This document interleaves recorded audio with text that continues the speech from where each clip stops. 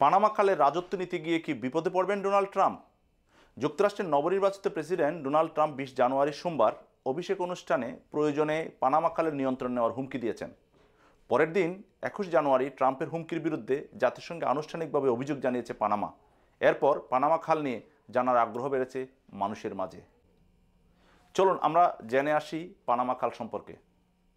জাহাজ চলাচলের জন্য পানামা প্রজাতন্ত্রের ইস্তমাসে নির্মিত একটি খাল, যা আটলান্টিক ও প্রশান্ত মহাসাগরকে যুক্ত করেছে।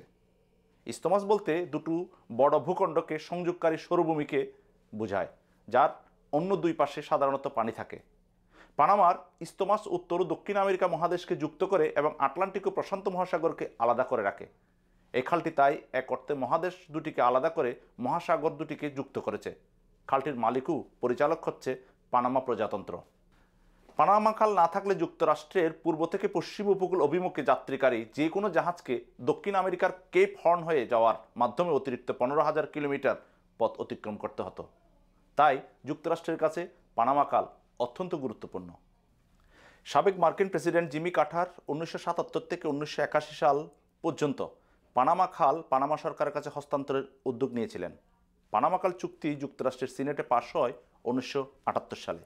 জিমি কার্টার এই চুক্তির পক্ষে সিনেটের 2/3-এরও বেশি সদস্যের ভোট আদায় করতে সক্ষম হয়েছিলেন। পানামা খাল পানামা সরকারের কাছে ফেরত দেওয়াটাকে ন্যায্য মনে করতেন জিমি কার্টার। ওয়াশিংটন যেহেতু তখন পর্যন্ত মধ্য আমেরিকায় আদা ও ঔপনিবেশিক নীতি অনুসরণ করত, তাই জিমি কার্টারের পানামা খাল ফেরত দেওয়ার মধ্য দিয়ে এই অঞ্চলে যুক্তরাষ্ট্রের নতুন যুগের সূচনা হয়েছিল বলে ধারণা করা হয় নানা ক্ষেত্র থেকে। জিমি কার্টার পানামা খাল চুক্তি সই করেছিলেন কথা বলার পাশাপাশি এটাও বলা দরকার যে পরবর্তী সময়ে যুক্তরাষ্ট্রের দুই দলের প্রেসিডেন্টরাই চুক্তিটির শর্ত মেনে চলেছেন। এসব প্রেসিডেন্টের মধ্যে রয়েছেন Ronald Reagan, George W Bush ও বিল ক্লিন্টন। বিল ক্লিন্টনের দ্বিতীয় মেয়াদে মাঝামাঝি 1999 সালের 31 ডিসেম্বর পানামা খাল পরিকল্পনার দায়িত্ব সম্পূর্ণভাবে পানামা সরকারের কাছে হস্তান্তর করা হয়। এরপর থেকে পানামা খালের পরিচালনা নিয়ে কোনো সমস্যা হয়নি। যুক্তরাষ্ট্রের আন্তর্জাতিক বাণিজ্য প্রশাসনের তথ্য মতে আমেরিকার বন্দরগুলোর যাতায়াত করা জাহাজগুলোর 2/3-এরই বেশি পানামা খাল ব্যবহার করে থাকে। গত সোমবার ভাষণের আগেও গত ডিসেম্বরে পানামা খালের নিয়ন্ত্রণ নিয়ে হুমকি দিয়েছিলেন ট্রাম্প। তার এই হুমকির জবাবে তখন পানামার প্রেসিডেন্ট এক বিবৃতিতে বলেছিলেন, প্রেসিডেন্ট হিসেবে আমি জোর দিয়ে বলতে চাই, পানামা খাল ও এর আশপাশের অঞ্চলের প্রতি বর্গ মিটার জায়গার বর্তমান মালিক পানামা এবং ভবিষ্যতেও তা পানামার হয়ে থাকবে। 21 জানুয়ারি জাতিসংঘের মহাসচিব অ্যান্তনিও গুতেরেসের কাছে লেখা চিঠিতে সংস্থাটির ঘোষণার একটি ধারার কথা উল্লেখ করে পানামা বলছে, ট্রাম্পের হুমকিতে আমরা উদ্বিগ্ন।